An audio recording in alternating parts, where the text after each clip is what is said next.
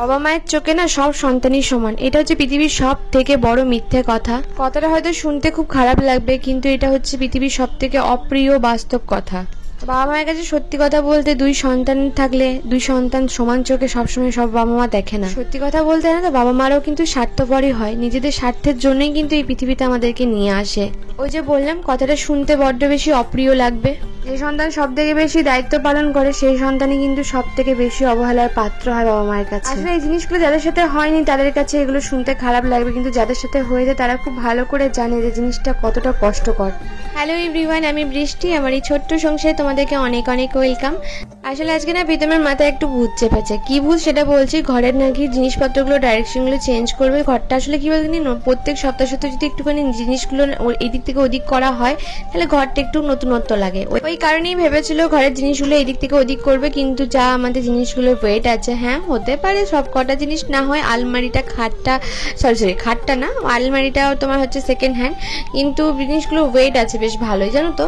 তো যাই হোক, এখানে দুজন মিলে বেশ ভালোভাবে কাজগুলো করছিলাম। এবার অনেকেই বলবে দিদি ঝাঁটাটা একটু সাবধানে করবে। তোমাদের হয়তো ক্যামেরায় মনে হয় যে ঝাঁটা ফাটা হয়তো ঠিকই যাচ্ছে এদিক ওদিক, কিন্তু না, ঝাঁটা ফাটা ঠেকে না। খুব সাবধানে কাজগুলো করি আমরা, কারণ আমরা জানি ঘরে ঠাকুর দেবতা আছে। যাই হোক, এখানে না ঘরগুলো বাগাচ্ছিলাম আর দুজন গল্প করছিলাম। আজকে না চেয়ার টেবিলটা এইদিকে একটুখানি ঢোকালাম, আর যে বাস্কেটগুলো ছিল সেইগুলোই টেবিলের পেছন দিকে রেখে দিয়েছি। বেশ ঘরটা একটুখানি আলাদা রকমই লাগছিল, চেঞ্জ লাগছিল। আর প্রীতম ঘরটা ঝেঁটিয়েছিল, তারপরে মুছেছিল, কিন্তু কি বলতো, যতই ঘর ঝেঁটুক মুছুক কিন্তু তবু একটু হালকা হালকা আমার মনে হলো নোংরা রয়ে গেছে, জানি না কেন। তারপরে প্রীতম আবার বেরিয়ে যাওয়ার পর আমি আবার ঘরটাকে পরিষ্কার করে ঝাড়টা দিয়েছিলাম। বেরিয়ে যাওয়ার পর বলতে অর্ককে নিতে গিয়েছিল স্কুল থেকে, তো সেই যাওয়ার পর আমি আবার ঘরটাকে ঝাড় দিয়ে মুছেছিলাম। তার কারণ হচ্ছে ও না সব বিছানার উপর চাপিয়ে ছিল টুকিটাকি জিনিসগুলো, তো বিছানাটা তো ঝাড়া হয়নি, তো বিছানাটা ঝেড়ে তো আবার আমাকে ঘরটাকে ঝাড় দিয়ে ভালো করে মুছে নিতে হয়েছে। আর প্রচন্ড খুঁতখুঁতে আমরা তিনজন। অনেকেই বলেছে দিদি এত শরীর খারাপের মধ্যে এতবার করে ঘরটার মোছো না। ব্যাপারটা তা না, দেখো আমি না মুছলেও প্রীতম মুছবে এরকম, আর প্রীতম না মুছলেও কি বলতো অর্ক বলবে মা এখানটা নোংরা রয়েছে, আমরা তিনজনেই খুঁতখুঁতে। তো তারপরে দেখো গরম থেকে আসার পর একটুখানি গ্লুকন্ডি করছি। আর এই অরেঞ্জ ফ্লেভারের গ্লুকন্ডিটা কার কার ভাল লাগে গো, তারা কমেন্ট বক্সে জানিও তো। আমার তো একদম ভাল লাগে না, আমি চাই না কেন, আমার একদম ভাল লাগে না। তো এখানে একটুখানি গ্লুকন্ডি করছিলাম। আমার এমনি প্লেন গ্লুকন্ডিটাই বেশি ভাল লাগে, অরেঞ্জ ফ্লেভারের গ্লুকন্ডিটা অতটা ভাল লাগে না। আর আমাদের গরমে মুখ চোখের অবস্থা একদম নাজেহাল হয়ে গেছে। আর তারপরেও কি জানো তো, আসলেই আমাদের এই ঘরটার না লাইট একদমই নেই, ওই জন্য না ক্যামেরার মধ্যে যেন কেমন একটা লাগে তিনজনকে। তো যাই হোক, এখানে যেন তো জল দিয়ে নর্মাল আর ঠান্ডা জল দিয়ে এখানে গুলছিলাম, কারণ এদিকে তো দুদিন ধরে খুব গরম রেখেছিল। তবে আজকে সকালটা একটুখানি গরম রাখলেও বিকাল দিক থেকে একটুখানি গরমটা কমই ছিল বলতে পারো, একটু ওয়েদারটা বেশ নর্মাল করেছিল। অর্ক স্কুল থেকে আসার পর নুন জিনিস শরবত বা কিছু না কিছু ওকে দেওয়া হয়, কিছু না কিছু দিই, তার সাথে আমরাও একটু একটু করে খেয়ে নিই, জানো তো। আর আজকে দই ছিল না, নাহলে ভেবেছিলাম একটু ছাঁচ বানাতাম, কিন্তু দইটা ছিল না। আজকে দেখি দইটা নিয়ে আসবে তো ছাঁচ বানাবো। তো আমি যা কিছু খাই না, অর্ককে একটু হালকা এরকম লিকুইড খাবার দিলে একটু টেস্ট করে খাই। কেমন খেতে বৃষ্টি? দারুণ। প্রথমবার খেলি বল?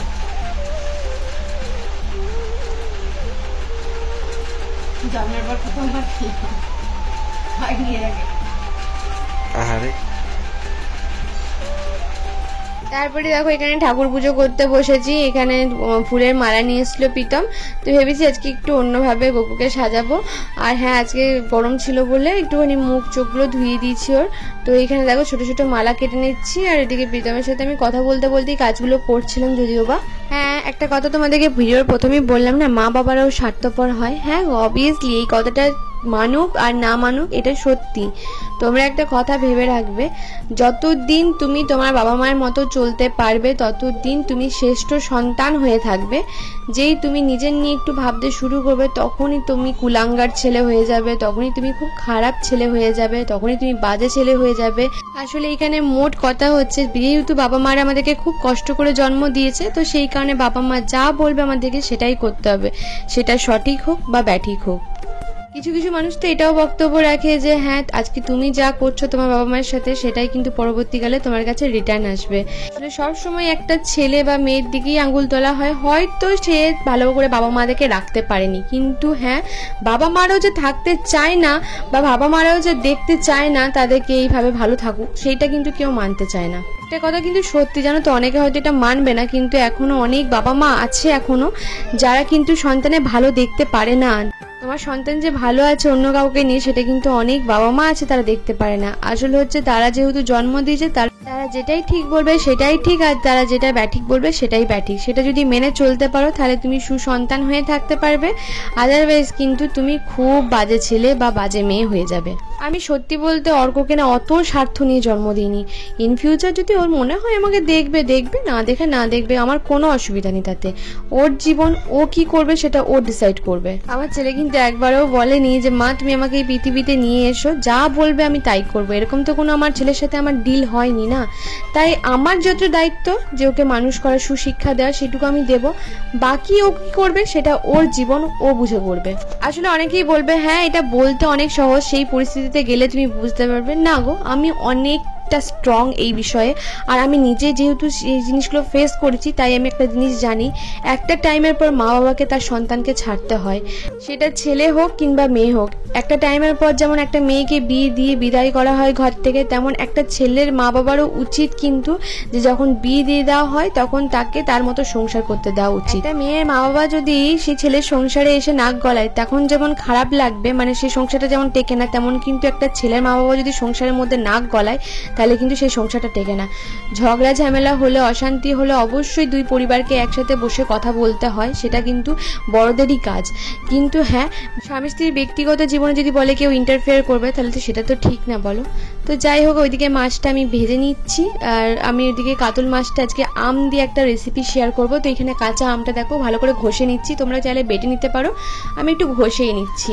বেটে দিলে কি একটু বেশি কাদা কাদা হয়ে যায়, সেই কারণে এগুলো ঘষে দিচ্ছি। আর এদিকে দেখো এদিকে চিংড়ি মাছটাও করব, আর মাছগুলোকে দেখো একদম হালকা করে আমি ওইদিকে ভাজছি, বেশি কড়া করে আমি ভাজবো না। তোমরা যদি এটা কাঁচা মাছের করতে পারো, কিন্তু প্রীতম একদমই কাঁচা মাছ খেতে পারে না, আষ্টে গন্ধ লাগে, তো সেই কারণে কাঁচা মাছে করবো না।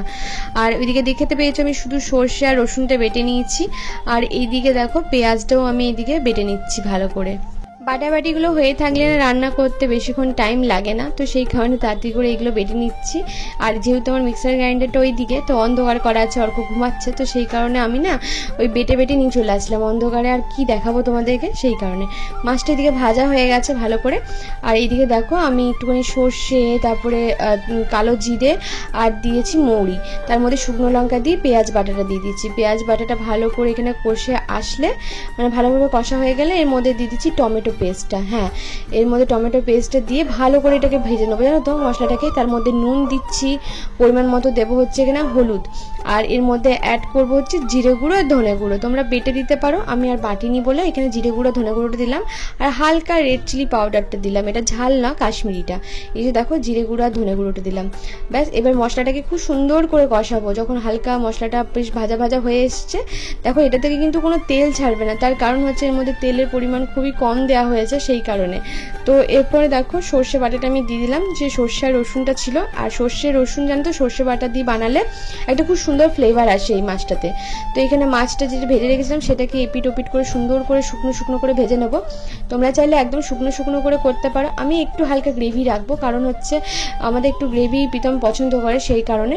তো এখানে মাছটা দেখো হালকা জল দিয়ে ফুটছিল, তখন আমি যে কাঁচা আমটা গ্রেট করে রেখেছিলাম সেই কাঁচা আমটা দিয়ে এবার ভালো করে মিক্স করে এটাকে এপিট ওপিট করে, মানে উল্টে পাল্টে দিয়ে একটু হালকা গ্রেভি করে নামিয়ে নেবো, একটু ফুটিয়ে টুটিয়ে নিয়ে। ও এর মধ্যে হালকা পরিমাণ মিষ্টিও দেবো, তার কারণ হচ্ছে ব্যালেন্স করার জন্য, একটা টক মিষ্টি ঝালের একটা ব্যালেন্স হয়, খুব সুন্দর। তোমরা এই রেসিপিটা নিয়ে একবার হয়তো ট্রাই করো। অনেকে এই রেসিপিটা, মানে আমি আগে কি করতাম বলতে, কাঁচা আমগুলো ফোড়ন দিয়ে তারপরে এটা করতাম, ঘষতাম না, গোটা গোটা আম রেখে দিতাম ফালি ফালি করে। তো এইটা তারপর থেকে এইরকম করে ঘষে দেওয়ার পর থেকে বেশি যেন টেস্টটা লাগে, একটা কাঁচা আমের খুব সুন্দর ফ্লেভার আসে, তো সেই কারণে। তো এখানে মাছটা হয়ে গেছে, অনেকে এটার উপর কাঁচা তেল দিতে চাও তো কাঁচা তেল দিতে পারো, আমি দিইনি। এরপর আমি চিংড়ি মাছটা বানাবো। আগের দিনকে মনে আছে চিংড়ি মাছের ভিডিও ডিলিট হয়ে গেছিলো, সেই কি কষ্ট হয়েছিল। তো আজকে আমি খুব দেখে দেখে দেখে দেখে করেছি।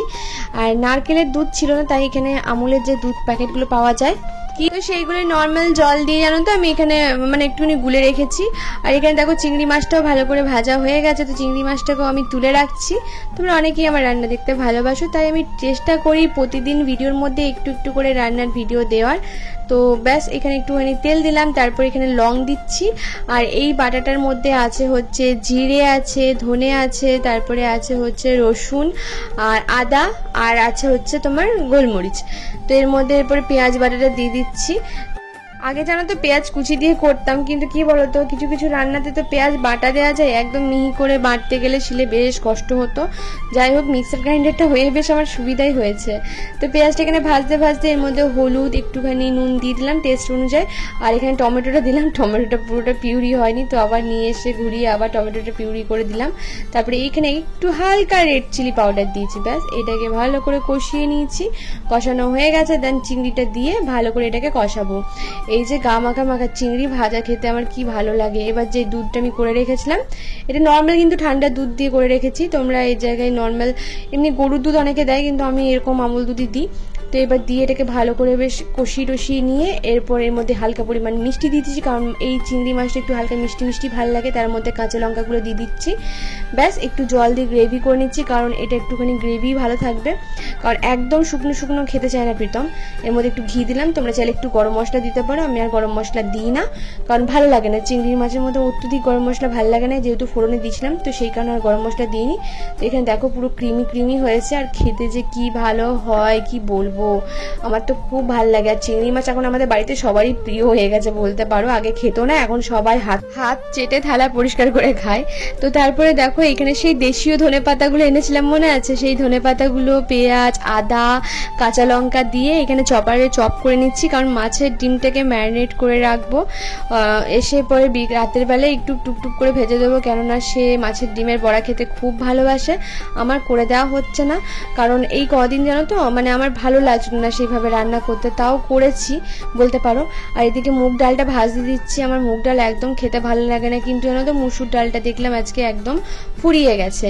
তো সেই কারণে দেখলাম যে না লাউ ডাল করবো, তো মুগ ডাল দিয়ে লাউ ডালটা করে দিই। তো এইখানে মাছের ডিমের বড়াটার মধ্যে দেখো নুন হলুদ জিরে গুঁড়ো ধনে গুঁড়ো একটু কাশ্মীরি রেড চিলিও দেবো। তো এখানে ডালটাকে ভালো করে ভেজে ধুয়ে নিয়েছি, ধুয়ে নিয়ে এটাকে সেদ্ধ করতে বসিয়ে দেবো, নুন দিয়ে হালকা দিয়ে দেবো। আর লাউগুলোকে কেটে রেখেছি, পরে লাউগুলো অ্যাড করবো, আগে ডালটা সেদ্ধ হয়ে যাক তারপরে পরে লাউ দেবো। তো এখানে দেখো একটুখানি লঙ্কার গুঁড়ো দিয়েছি, তারপরে একটুখানি চালের গুঁড়ো দিয়েছি আর বেসন দিয়েছি। তো এর মধ্যে আমি আদা ওই যে কুচি কুচি করে দিয়েছি, ব্যাস, আর রসুন টসুন দিইনি। তো এইখানে মাছের ডিমটাকে ভালো করে মেখে এটাকে ম্যারিনেট করে রেখে দিচ্ছি। এই মাছের ডিমের বড়ার টকও খুব ভালো লাগে, আমার মা খুব ভালো বানায় এটা মাছের ডিমটা ভেজে। তো তারপরে দেখো রান্নাঘরটাকে পরিষ্কার করে নিচ্ছি, কারণ এই রান্না করার পর না রান্নাঘরটা বেশ নোংরা হয়ে যায়, জল পড়ে টুপটাপ করে বা তেল ছিটে পায়। তারপরে চলে গেছিলাম ছাদে সব জামা কাপড়গুলো তুলতে। আর প্রীতম করেছিল টেবিল ক্লথটা এই যে কেচে দিয়েছিল আজকে সুন্দর করে, এমন কেচেছে জানো তো মানে একটুখানি ঘষে ঘষে কেচেছে, তো যার কারণে একটুখানি জানো তো হলদে হলদে দাগগুলো তো উঠে গেছে, কিন্তু তার সাথে সাথে একটু প্রিন্টটাও হালকা মানে আবছা আবছা হয়ে গেছে। তো এখানে ওয়েদারটা আজকে বিকাল দিকে একটুখানি ভালো রয়েছে। তো এরপরে আমি স্নান করবো জানো তো, আর মানে এই রান্না বান্না করার পর আর ভালো লাগে না। আর যেহেতু সকালবেলায় একদম সিম্পল খাবার দাবার খেয়েছিলাম, সেই কারণে ভাবলাম রাতের বেলায় যে মাছগুলো আছে মাছগুলো তো বেশি দিন রাখা যাবে না, তো মাছগুলো করে দিই আজকে যেমন তেমন করে। আজকে জানো তো একটা কুমড়ো সব রকম সবজি দিয়ে করার কথা ছিল, কুমড়োটা ছিল, সেই ভাবছিলাম কুমড়ো পটল ডাটা দিয়ে করব, কিন্তু সে বললো রাতে আমি খাবো না, তো ফালতু আমি বাসি তরকারি করে করবোটা কি বলো তো, যদি রাতে এরা নাই খায়, তো ওই জন্য করিনি। তো দেখো এখানে টেবিল ক্লথটা পেতে দিচ্ছি সুন্দর করে, সে কেচে দিয়ে গেছে আমি পেতে দিচ্ছি। এইভাবেই গাছগুলো অ্যাডজাস্ট করি, দুজন যদি একসাথে বোধে মানে কিছু কিছু কাজ আছে, যেমন কি বোতলগুলো ওর ফিল্টারে জলটা ভরে দিয়ে যায় আর আমি বোতলগুলো জল ভরি, এরকম করে করে মানে কাজগুলো করি জানো তো, তাহলে অতটা একজনের উপর চাপ পড়ে না। ও টেবিল ক্লথটা ভালো করে কেচে দিয়ে গেছিলো, আমি পেতে দিলাম সুন্দর করে, ব্যাস। তারপরে বোতলগুলোকে সাজিয়ে দিলাম, যা যা নিজস্ব জায়গায় জিনিসগুলোকে রেখে দিলাম। এখনকার দিনে জানো তো একটা কথা সত্যি, যে এখনকার দিনে বাবা মাদেরকে নিয়ে কোনো ছেলে মেয়ে যদি কিছু বলে তখন সবারই একটু বেশি গায়ে লেগে যায়, কিন্তু বুঝবার বিষয় হচ্ছে এটা হট করে ছেলে মেয়েরা বাবা মায়ের নিয়ে খারাপ বলতে যাবে বা কেন? সত্যি কি বাবা মাদের কোনো দোষ থাকে না? সেই হিসাবে একটুখানি ভেবে দেখো তো, সত্যিই কি তারা কোনো কিছু খারাপ করে না, তারপরেও কিন্তু কি সন্তানটা খারাপ খারাপ বলে? হ্যাঁ অনেকেই এখানে বলবে যতই বাবা মারা যাই করুক তবুও সন্তান হয়ে তাদেরকে এরকম বলা উচিত না। কিছু কিছু বাবা মা আছে জানো তো, যতদিন তুমি দায়িত্ব পালন করবে ততদিনই তাদের কাছে ভালো হয়ে থাকবে। যখনই তুমি সেইখান থেকে একটুখানি কম করতে শুরু করবে তখনই তোমার বাবা মারা গালি গালাজ থেকে অভিশাপ থেকে শুরু করে কোনো কিছু বা খামতি রাখবে না তোমার। আসলে সন্তানদের ভুলটা সবাই দেখে, বাবা মাদের ভুলগুলো আসলে দেখে না। কেন দেখে না তো, কারণ তারা তো বাবা মা, ভগবান তুল্য মানুষ হয়। হ্যাঁ, সত্যি কথা বলতে আমার বাবা মা কোনোদিনও আমার কাছ থেকে বা আমার দাদার কাছ থেকে কোনো কিছু এক্সপেকটেশন রাখেনি আর রাখবেও না। তার কারণ হচ্ছে আমার বাবা মা বরাবরই একটা কথাই বলে, আমাদের দায়িত্ব আমরা করেছি, তোমাদের দায়িত্ব যদি তোমাদের মনে হয় করবে তাহলে করবে, আর না হলে আমাদের কোনো অসুবিধা হবে না। ভেবো না যে তোমাদের ভরসায় আমরা বসে থাকবো। আর যাই হোক, আমার বাবা মা না কোনোদিন কোনো স্বার্থ নিয়ে কোনো কিছু করেনি। কিরে, কলা খাচ্ছে?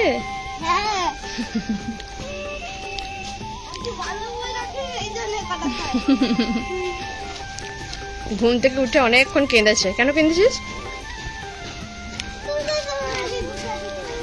জামা কাপড় গোছানো যাবে না, ও গোছাবে নাকি?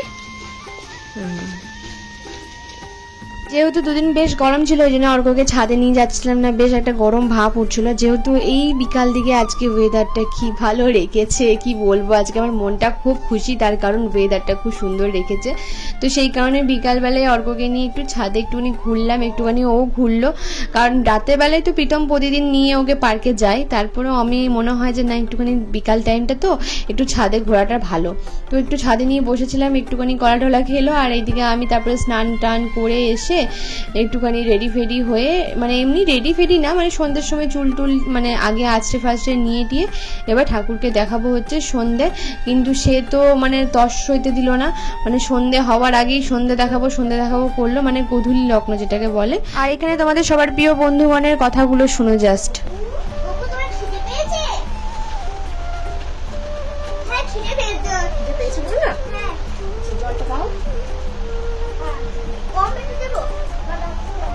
সারাদিন ভাইয়ের সাথে কথা বলে, মানে ঘরের মধ্যে, আমার সাথে তো আর কথা বলতে পারে না সবসময়, আর কি বা বকবে। তো সেইখানে সারাদিন ভাইয়ের সাথে কথা বলে, ভাইকে জিজ্ঞেস করে ভাই তোর খিদে পেয়েছে, ভাই তোর এই অসুবিধা হচ্ছে, একদম তুই দিয়ে ডাইরেক্ট, জানো তো।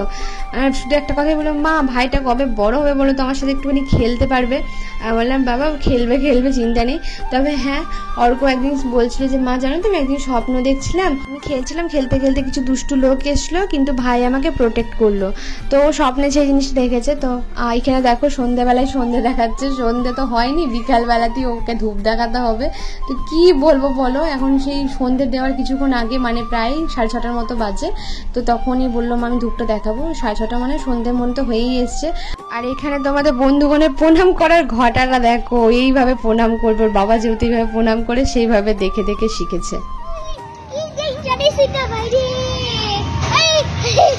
আর ঝুলবি? হ্যাঁ, আরো ঝুলবি?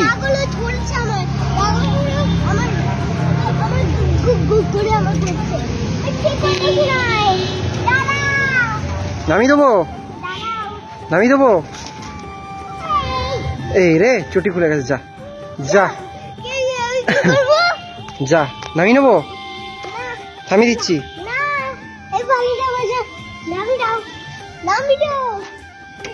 আস্তে কিন্তু আমি জোরে করব, তোমাকে বলতে হবে না। আয় নিচে নাম।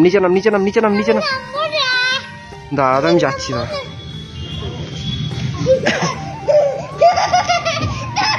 পড়ে যাবি।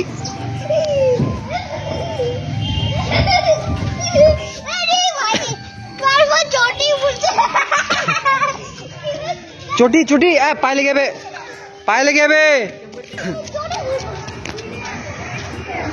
চাপ আগে জোরে ঘোরাবে, বলে রাখো, জোরে ঘোরাবে। হ্যাঁ রুকো, আরে জোরে, আরো জোরে, হ্যাঁ আরো এরকম জোরে, হ্যাঁ ব্যাস, আরো ব্যাস, এরকম থাকবে।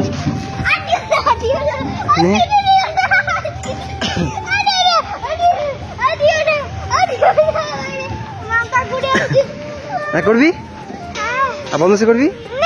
এবারে কি করবি? সিসো আমি চেপে যাচ্ছি। ওইদিকে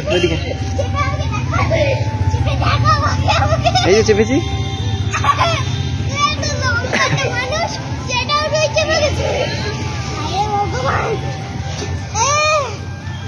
কি বাবা আরে না না না কি বাবা বিষয় আমি বানর মতো কাছে ঝুলে মজা লাগছে? মজা লাগছে? না নে আরো দুষ্টুমি করব থাক ওখানে, আরো দুষ্টুমি থাক ওখানে, ওপরেই বস থাক, নামতে হয় না। আমি যখন কি মজা এই কি মজা কি হচ্ছে ওই ওই ওই ওই ওই লাগলো? না দাঁড়া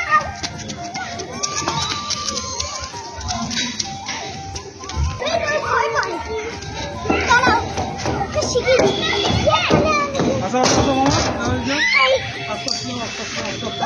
তাড়াতাড়ি তাড়াতাড়ি তাড়াতাড়ি।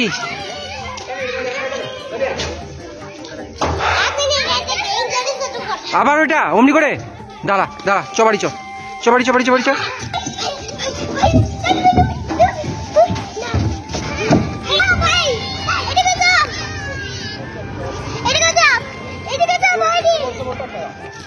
অনেক জোরে স্পিডে, অনেক স্পিডে বলে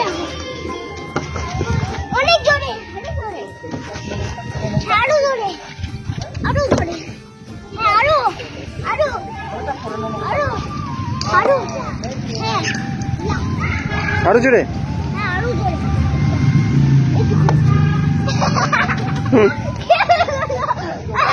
এই ঘুরে আছি এই না ঘুরে আছে এই ফটো না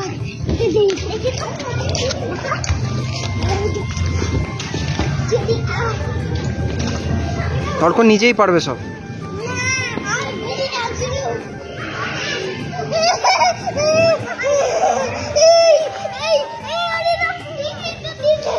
পড়ে যাবি,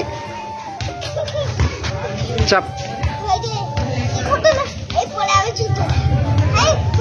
চাবি দেবো।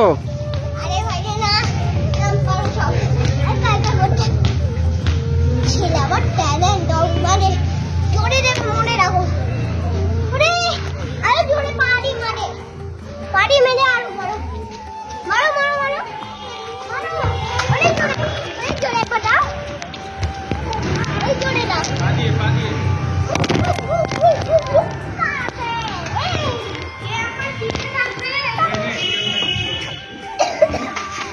আমি জোরে বলো আমাকে হ্যাঁ আরো আরো জোরে লাগে চাপার জন্য অনেক জোরে আরো চাপার জন্য।